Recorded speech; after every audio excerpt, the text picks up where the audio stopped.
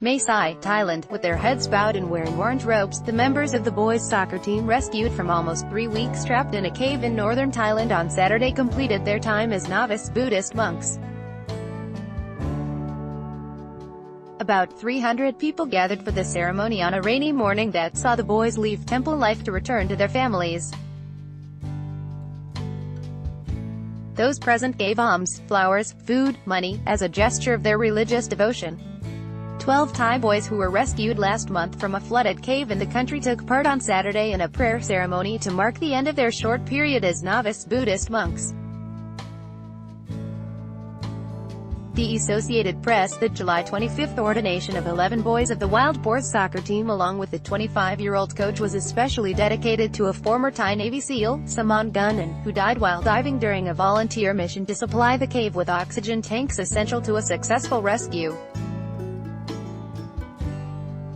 A 12th boy did not go through the religious ritual because he isn't Buddhist. At the temple near Thailand's mountainous border with Myanmar, the boys and their coach sat barefooted in a large pavilion in their orange robes. The adults sitting behind them wore white. With heads bowed, they prayed, fidgeted and occasionally yawned as monks chanted sacred texts. They then placed new monks' robes on a table in front of a large photo of Saman. Article continued below. They afterward changed into white shirts and blue pants. Coach Ekapol Ek Chanthawang remained in his Buddhist robe, as he has committed to an extended period in the monkhood. Read more. Rescued Thai soccer boys prepare to ordain as Buddhist novices. All 12 boys, coach rescued from Thai cave, ending grueling 18-day ordeal. Rescued Thai boys make victory signs from hospital beds as they continue recovery. Members of the Wild Boars soccer team attend a ceremony to mark the end of their retreat as novice Buddhist monks.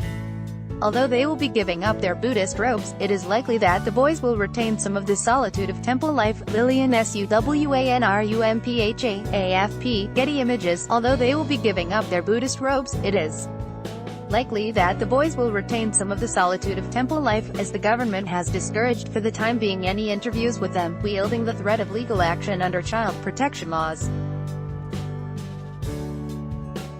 While there has been some criticism that the government wants to control the narrative of the boys' ordeal to exploit for political purposes, Thailand's military rulers are seeking to boost their popularity ahead of a possible election next year. Psychologists agree that the boys may be vulnerable to post-traumatic stress disorder. Both their physical and mental health has been judged fine. Article continued below. According Drive.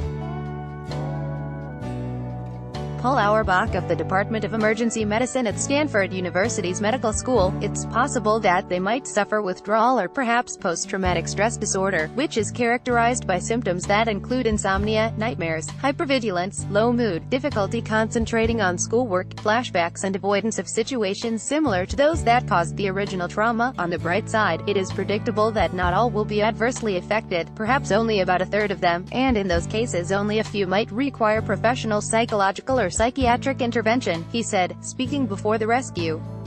The boys and their coach entered the cave on June 23 for a quick, casual trek, but flooding quickly blocked the exit and they had to retreat deeper inside the cave. Heavy rains raised water levels further and thwarted the initial searches before 2 British divers on July 2 found the group huddled on a dry patch of ground, safe but hungry.